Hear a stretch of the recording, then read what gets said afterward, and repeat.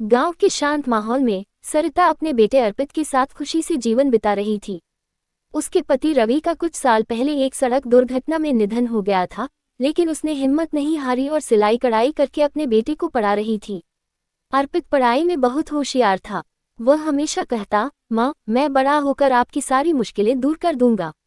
सरिता ये सुनकर गर्व महसूस करती और अपने बेटे को खूब आशीर्वाद देती थी। एक दिन गांव के जमींदार के बेटे विक्रम ने अर्पित को झूठे आरोप में फंसा दिया।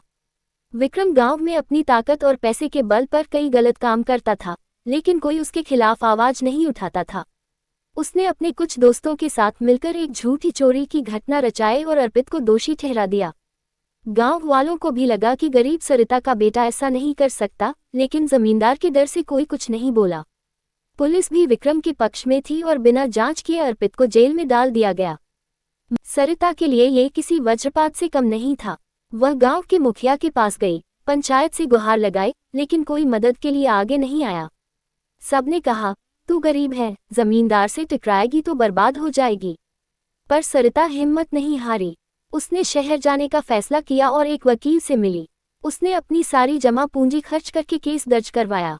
महीनों तक वह कोर्ट के चक्कर लगाती रही, लेकिन हर बार विक्रम के पैसे और ताकत के कारण मामला कमजोर पड़ जाता। एक दिन सरिता को एक गवाह मिल गया, गांव के ही एक बूढ़े किसान रामलाल, जिन्होंने चोरी वाली रात सब कुछ देखा था।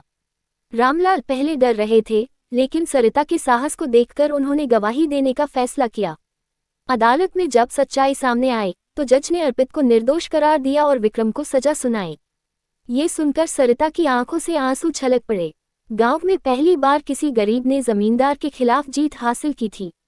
अब गांव वाले भी अन्याय के खिलाफ खड़े होने लगे। सरिता ने साबित कर दिया कि सच्चाई की राह मुश्किल जरूर होती है, लेकिन अगर हिम्मत और धैर्य हो तो न्याय जरूर मिलता है। उसकी इस जीत ने न केवल उसके बेटे को आज़ादी दिलाई, बल्कि पूरे गांव को अन्याय के खिलाफ लड़ने की हिम्मत दी। कभी कभी न्याय पाने के लिए कठिन संघर्ष करना पड़ता है, लेकिन अंत में जीत सच्चाई की ही होती है।